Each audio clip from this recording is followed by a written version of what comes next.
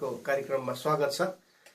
आज हामी फेरि कुरा गर्नेछौँ। आजबाट हामी एउटा एस्टरको पुस्तकबाट हामी केही कुराहरू सिक्नेछौँ।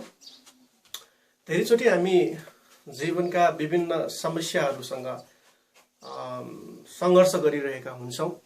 हाम्रा दैनिक जीवनका समस्याहरू, हाम्रा पारिवारिक समस्याहरू, हाम्रो जीवनमा भएका विभिन्न किसिमका दुर्घटनाहरूको विषयमा हामी प्रश्नहरू गर्छौँ परमेश्वरलाई। मेरो जीवनमा यो दुःख किन छ, यो समस्या किन छ, मैले आफ्ना परिवारका सदस्यहरू किन गुमाएको छु, मेरो जीवनमा यो अभाव किन छ, म यो किन जटिल परिस्थितिहरूमा छु जस्ता विभिन्न प्रश्नहरूसँग हामी जुटिरहेका हुन्छौँ। आजबाट हामी यो पुस्तकबाट हाम्रा जीवनका समस्याहरूका समाधान हामी धर्मशास्त्रका ईश्वरको पुस्तकका खण्डहरूबाट हामी हेर्ने प्रयास गर्नेछौँ। अनि यो परमेश्वरको वचन हो। ईश्वरको पुस्तक एउटा अचम्मको पुस्तक हो। यहाँनिर परमेश्वरको नाम चाहिँ उल्लेख गरिएको छैन। यो पुस्तक भरि नै तपाईँले पढ्नुभयो भने देख्नुहुन्छ। तर तपाईँले परमेश्वरको काम, परमेश्वरको हातको काम चाहिँ जताततै देख्न सक्नुहुन्छ। परमेश्वरले हरेक साना साना कुराहरूमा नियन्त्रण गर्नुभएका उहाँका इच्छाहरूलाई चाहिँ हामी देख्न सक्दछौँ। धेरै मानिसहरूले एस्टरको पुस्तकलाई पढ्छन् र केही खण्डहरूबाट मात्र प्रचार गर्छन्। हामी चाहिँ यो पुस्तकको हरेक पदबाट हामी हेर्दै जानेछौँ अनि यसबाट हामी केही कुराहरू सिक्ने प्रयास गर्छौँ। हामीले बुझ्नुपर्ने कुरा, जब धर्मशास्त्र अध्ययन गर्छौँ, यो वचनको कुरा के हो भन्ने कुरा हामीले याद गर्नुपर्छ। र मेरो जीवनमा यो वचनबाट के शिक्षा छ, मेरो जीवनका समस्याहरूको समाधान यहाँनिर कहाँनिर लुकेका छ, परमेश्वर के बोल्न चाहनुहुन्छ भन्ने कुरा हामीले धर्मशास्त्र खोज्दाखेरि, पढ्दाखेरि हामीले याद दिनुपर्छ, याद गर्नुपर्छ। के गर्यो भनेदेखि परमेश्वर हाम्रो जीवनका भएका कुराहरूमा परमेश्वरको वचनबाट बोल्नु हुनेछ। उहाँले हामीलाई प्रकाश ल्याउनु हुनेछ। उहाँको सन्देश हाम्रो निम्ति लुकिरहेको हुन्छ। यस कारणले गर्दाखेरि परमेश्वरको वचन जीवित छ। परमेश्वरको वचनले हिजो काम गरेको थियो, आज काम गर्छ र भोलि पनि गर्नेछ। हामी ईश्वरको पुस्तकलाई ढिलो नगरिकन यो हामी हेर्नेछौँ र यसबाट हामी सिक्दै जानेछौँ। ईश्वरको पुस्तक, अनि यहाँनिर यो नेपाली बाइबलमा एउटा शीर्षक पनि लेखिएको छ, रानीको वस्तीको पदच्युत भनी लेखिएको छ। अनि यो पुस्तकमा एक पदमा यसरी लेखिएको छ, यहाँ वर्णन गरिएका घटनाहरू अहासुरस राजाका पालामा भएका थिए। उनी त्यही अहासुरस थिए जसले भारतदेखि लिएर कुश देशसम्म 127 प्रान्तहरूमाथि राज्य गर्थे। एस्टरको पुस्तकमा पहिलो पदमा अहासुरस भन्ने राजाको नाम उल्लेख गरिएको छ। अनि यो अहासुरस भन्ने चाहिँ एउटा विशाल साम्राज्यको एकदमै ठुलो राज्य थिए, जसको मातहतमा, जसको मुनि यहाँनिर लेखिएको छ 127 वटा प्रान्त है। यो प्रदेश भने पनि एउटा सानो राष्ट्र जस्तै हो। एउटा ठुलो राज्यको शासन गरेको व्यक्ति थियो। अनि उसको राज्य यति विशाल थियो, यहाँनिर लेखिएको छ कि भारतसम्म है। अनि यो इतिहासमा हेर्ने भनेदेखि अहिलेको यो भारत भनेको चाहिँ खासमा पाकिस्तानसम्म भन्ने इतिहासविदहरूले चाहिँ लेखिएको छ। अनि पहिला चाहिँ पाकिस्तान र भारत एउटै थियो, अहिले चाहिँ अलग भइसकेको छ। झन्डै त्यो बेलाको भारतसम्म चाहिँ उनको राज्य थियो है। यहाँनिर यहुदा उनको राज्यभित्र थियो, अनि अरेबियन कन्ट्रीहरू यो सबै उसको राज्यभित्र थियो। अनि हुँदा यहाँनिर भारतसम्म उसको राज्य थियो। ठुलो विशाल राज्य चाहिँ उसको मुनि थियो, उसको अधिकार शासनको मुनि थियो। एकदमै विशाल अधिकार गरेका यी राजा थिए। द्विपदमा भन्छ, त्यस बेला उनी आफ्नो राजधानी सुसनमा भएको राज सिंहासनबाट राज शासन गर्थे। यो जुन राजाको शासन चाहिँ उनले सुसन भन्ने यो राजधानीबाट चाहिँ उनले सुरु गरेका, यहाँबाट चाहिँ सबै राज्यहरू उनले चलाउने गर्थे। अनि मैले भने कि त्यहाँनिर उसले चाहिँ सबै देशहरूमाथि शासन गर्थ्यो। अनि यो सुसन भनेको चाहिँ अहिलेको आजको यो इरान देशलाई भनिन्छ, इरान चाहिँ अहिले पनि छ। अनि त्यहाँबाट चाहिँ उसले सम्पूर्ण राज्यहरूमाथि शासन र अधिकार गर्थ्यो। हरेकको अहिले पनि देशको आफ्नै राजधानी हुन्छ। अनि त्यहाँनिरको यो फारसको सम्पूर्ण इलाकाको मुख्य राजधानी चाहिँ सुसन थियो भनेर यहाँनिर लेखिएको छ। 3 पदमा जाउँ। उनको शासनकालको 3रो वर्षमा उनले आफ्ना सबै भारदारहरू र अधिकारीहरूलाई एउटा ठुलो भोज दिए। राजकुमारहरू, फारसी मादी र सेनाका प्रतिष्ठित नायकहरू र प्रान्त प्रान्तका मुख्य मानिसहरू उनको सामुन्ने उपस्थित थिए। अनि यहाँनिर यो एउटा ठुलो भोजको आयोजना गरेको छ, एकदम ठुलो भोजको तयारी गरिएको छ। अनि सबैभन्दा पहिला यहाँनिर भोजमा आउनेहरूको नाम उल्लेख गरिएको छ। अनि यहाँनिर भनेको छ आफ्ना सबै भारदार, अधिकारीहरू, राजकुमारहरू, फारसी र मादी सेनाका प्रतिष्ठित नायकहरू र प्रान्त प्रान्तका मुख्य मानिसहरू उनको सामुन्ने उपस्थित थिए। है त्यति ठुलो साम्राज्यको 127वटा प्रान्त, साना देश जस्तै भएका ठाउँहरूबाट हैन, एकदम ठुलो राज्यबाट, हरेक ठाउँबाट, प्रान्त प्रान्तबाट उनले मुख्य मानिसहरू बोलाएका थिए। हाम्रो सानो देशमा पनि है हामीले कुरा गर्ने हो भनेदेखि झन्डै 601 जना त सभासद नै छ। अनि त्यस पछाडि मन्त्रीहरू छ हैन, त्यस पछाडि यहाँनिर सेनाका मुख्य मानिसहरू हुन्छन् त्यहाँनिर, अनि प्रहरीका मुख्य मानिस हुन्छन्, अनि सरकारी विभिन्न विभाग सम्हाल्ने मानिसहरू हुन्छन्। यसरी मुख्य मानिसहरू एउटा सानो देशमा छान्ने हो भने पनि हामीले अनुमान लगाउन सक्छौँ त्यहाँनिर सायद 5,000 6,000 मान्छेहरू जम्मा गर्नुपर्ने हुन्छ त्यहाँनिर मन्त्रीहरू लिँदाखेरि, सभासद लिँदाखेरि। यहाँनिर यो भोजको कल्पना गर्ने हो भनेदेखि उनले बोलाएका मानिसहरूको एकचोटि कल्पना गर्ने हो भनेदेखि त्यहाँ धेरै मानिसहरू थिए होला, सायद लाखौं मानिसहरू थिए होला, हरेक ठाउँबाट एउटा हजारौं 10,000 मानिसहरू थिए होला है। तिनीहरूको निम्ति मिलाउनु पर्ने थियो होला, किनकि उसको आफ्नै राज्य थियो। अनि हरेक प्रान्तका मुख्य मानिसहरू बोलाउँदाखेरि 10,000 है, यो ठुलो बृहत संख्याको भोजको आयोजना गरिएको थियो। 4 पदमा भन्छ उनले 180 दिनसम्म आफ्ना राज्यको धन सम्पत्ति र आफ्नो रवाफ र ऐश्वर्य प्रदर्शन गरे। अनि यो भोज चाहिँ अचम्म लाग्दो कुरा चाहिँ यो भोज चाहिँ 1 दिनको लागि उनीहरूले तयारी गरेका थिएनन्। उनीहरूले चाहिँ 180 दिन अर्थात् झन्डै 6 महिना आदि वर्षसम्मको निम्ति यो भोज तयार गरेका थिए। किन यति लामो भोज मनाउनु पर्यो? त्यहाँनिर कारणहरू थियो। कारण नम्बर 1 चाहिँ पहिलो के थियो भन्दाखेरि उनी यो राजा यति धेरै प्राप्त गरेको राजा वास्तवमा उसले अझै भित्र मनमा शान्ति प्राप्त गरेको थिएन।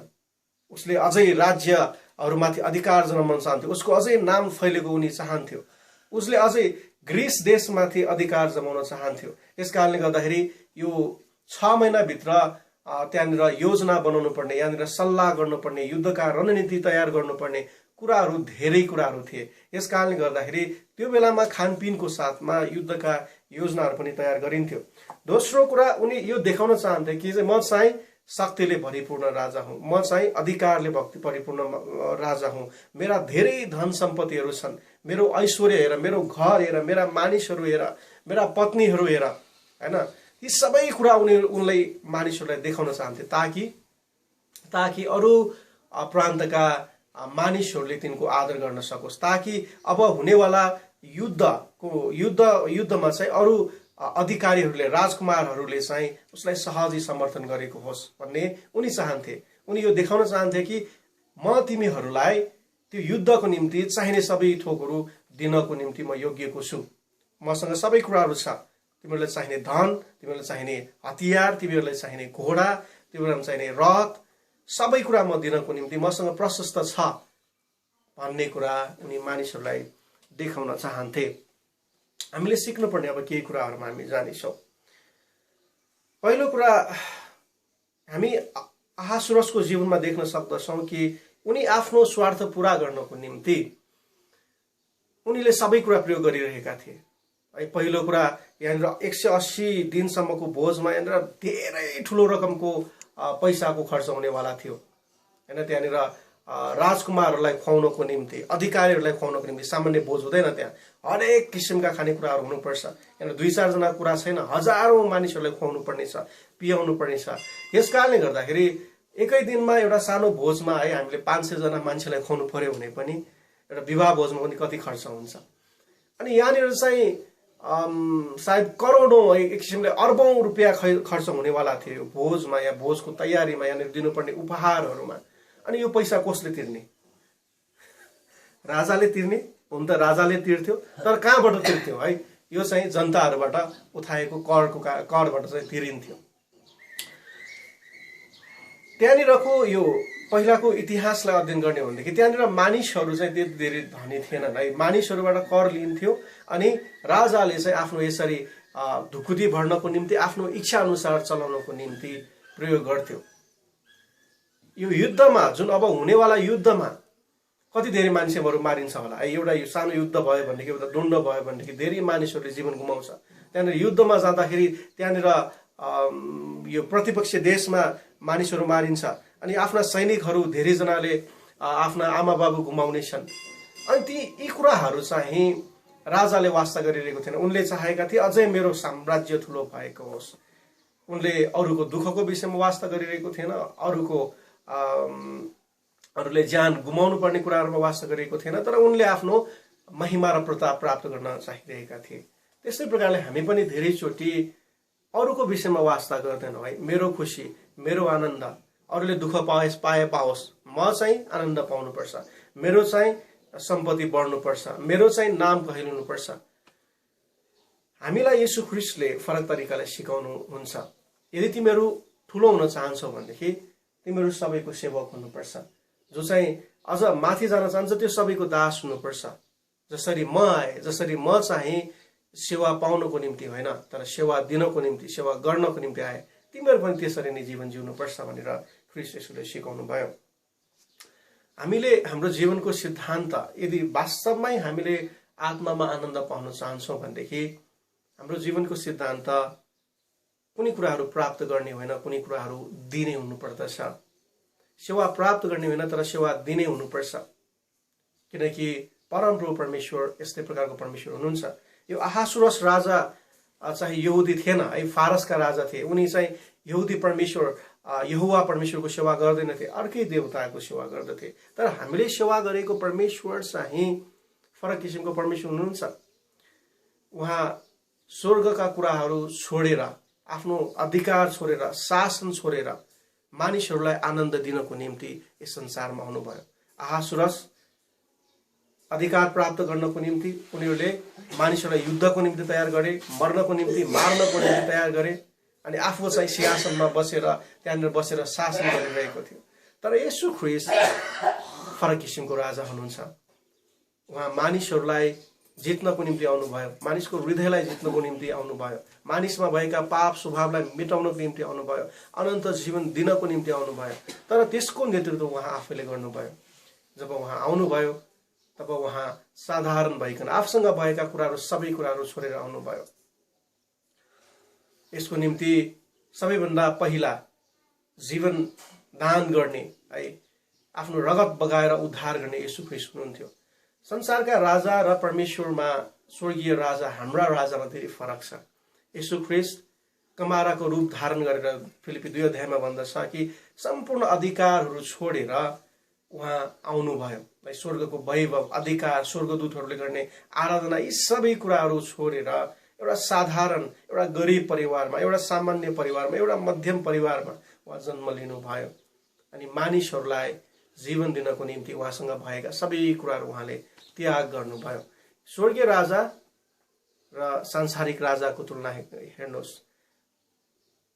सांसारिक राजा आफ्नो महिमा प्राप्त गर्न चाहिरहेको थियो यहाँनिर अहासुरस, तर स्वर्गीय राजा जुन येशू ख्रीष्ट हुनुहुन्छ उहाँ चाहिँ मानिसहरूको आनन्द खोजिरहनु भएको थियो, मानिसहरूलाई शान्ति र जीवन दिन खोजिरहनु भएको थियो। यस कारणले गर्दाखेरि राजाहरूका राजामा विश्वास गर्न पाउनु यो आनन्दको कुरा हो। अनि हामीले सिक्नुपर्ने कुरा पनि के हो भन्दाखेरि यदि हामी अनन्तको आनन्द, अनन्तको सम्मान चाहन्छौँ, परमेश्वरबाट सम्मान चाहन्छौँ भनेदेखि हामीले आफ्नो जीवनबाट मेरो खुसी, मेरो आनन्द, मेरो सम्पत्ति भन्ने कुरा छोडेर अरूहरूको विषयमा हाम्रो सम्पत्ति, अरूको आनन्द भन्ने कुरा हामीले गर्न सिक्नु पर्दछ। एउटा भनाइ छ, संसारमा सबैभन्दा दुखी चाहिँ को हुन्छ भन्दाखेरि वास्तवमा स्वार्थी मानिसहरू दुखी हुन्छन्। आफ्नै निम्ति मात्र विचार गर्ने मानिसहरू दुखी हुन्छन्। तपाईलाई के लाग्छ? यो अहासुरस राजा खुसी राजा थिए, मनमा आनन्दले भरिएका मानिस थिए। उसँग यद्यपि प्रशस्त मात्रामा सबै कुरा थियो, यो राजा वास्तवमा एकदमै दुखी राजा थिए। हामी अगाडिका दिनमा हेर्नेछौँ। ऊ मनमा अझै प्राप्त गर्न उसको तृष्णा थियो। उसले आनन्द भौतिक कुराहरूमा खोजिरहेको थियो। उसले आनन्द मानिसले गर्ने सम्मानमा खोजिरहेको थियो। उसले आनन्द सुन चाँदीमा खोजिरहेको थियो। सांसारिक धन सम्पत्ति असल छ, यो उपयोगी छ, यो बेकामको भन्ने कुरा होइन। यसले जीवनलाई असल बनाउँछ, सरल बनाउँछ, सहज बनाउँछ। तर आनन्दको हामी कुरा गर्छौँ भनेदेखि, आनन्दित भएर जीवन जिउन चाहन्छौँ भनेदेखि, आनन्द भनेको चाहिँ वास्तवमा स्वभाव हो। यो प्रभुबाट आउँछ। यस कारणले गर्दाखेरि प्रभुमा आनन्द गर, फेरि पनि आनन्द गर भनेर उहाँ भन्नुहुन्छ।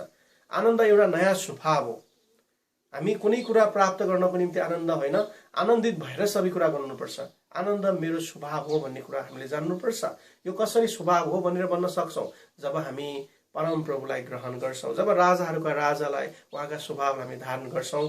हामी कुनै कुरा प्राप्त गर्नको निम्ति हामी गर्दैनौँ, तर सबै कुराहरू आनन्दित भएर गर्नेछौँ।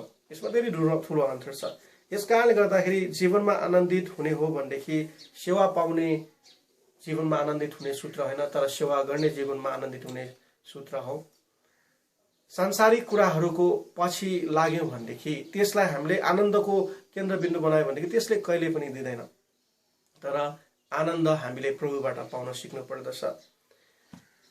एक दुईवटा शिक्षाहरू हामी हेर्नेछौँ। यस कारणले गर्दाखेरि धेरै कुराहरू प्राप्त गरेका मानिसहरू पनि जीवनमा आनन्द नभएका बैचेन मान्छेहरू हामी देख्न सक्दछौँ। किनकि उनीहरूले आनन्द प्राप्त गर्नको निम्ति संसारलाई रोजे, अनि संसारले रोज्दाखेरि एक पछाडि अर्को पाप गर्दै गए। पापले जीवनमा अशान्ति ल्याउँछ, पापले जीवन तहस-नहस गर्छ भन्ने कुरा धेरै मानिसले थाहा गरेन। यस कारणले गर्दाखेरि परमेश्वरले मानिसलाई सुरुमा बनाउनु हुँदाखेरि उहाँले आफ्नो प्रतिरूप, आफ्नो स्वरूपमा बनाउनु भयो। उहाँको रूप भनेको के हो? उहाँको प्रतिरूप भनेको के हो? उहाँको जस्तै स्वभाव, धार्मिकताको स्वभाव अनि पवित्रता अनि उहाँको ज्ञानले परमेश्वरले मानिसलाई भर्नुभयो। आत्मामा उहाँलाई जस्तै गरी बनाउनु भयो। देख्न त चराहरूले पनि देख्छन् हैन, सुन्न त चराहरूले पनि सुन्छन्, हात खुट्टा त अरू जीवहरूका पनि छन्। शरीरको ढाँचा एक किसिमले सबैको उस्तै छ, किनकि परमेश्वरले मानिसलाई भूमिबाट बनाउनु भयो। अनि अरू प्राणीहरूलाई पनि हामी देख्न सक्छौँ। पृथ्वीको माटोबाटै बनाउनु भयो, पृथ्वीबाट आउने हुकुम उहाँले गर्नुभयो। यस कारणले गर्दा हामी र अरू प्राणीहरू शरीरमा माटोमा मिसिए तापनि मानिससँग विशेष गुण चाहिँ आत्माको गुण छ, किनकि आत्मा परमेश्वरबाट आइएको हो। अनि यो आत्माको वास्तवमा गुण नै शान्ति हो, आनन्द हो, प्रेम हो। पापको कारणले हामीले यो गुमायौँ, तर ख्रीष्ट येशूमा प्राप्त गरिसकेका छौँ। यस कारणले गर्दाखेरि हामी जब जीवनको आनन्द आत्मामा प्रभुमा भेटाउँदैनौँ, तब हामी जीवनमा दुखी हुन्छौँ। अहासुरस राजा जस्तै धेरै कुराहरूको खोजी गरिरहेका हुन्छौँ, मनमा बैचेन भइरहन्छ। तर प्रभुबाट हामीले आनन्द पायौँ भनेदेखि जीवन हाम्रो निम्ति आनन्द हुन्छ, जीवन हाम्रो निम्ति शान्तिको हुन्छ। आज हामी 4 पदसम्म हेरेका छौँ। फेरि हामी अरू पदहरूलाई थप हेर्दै जानेछौँ। अनि जीवन निर्माण गर्नको निम्ति हामी एस्टरको पुस्तकलाई, परमेश्वरको वचनलाई प्रयोग गर्दै जानेछौँ। हामी अर्कोपल्ट फेरि भेट्नेछौँ। प्रभुले तपाईँहरू सबैजनालाई आशिष दिनुभएको होस्, तपाईँको दिन आशिषमय बनेको होस्। सबैलाई जय मसीह, सबैलाई धन्यवाद।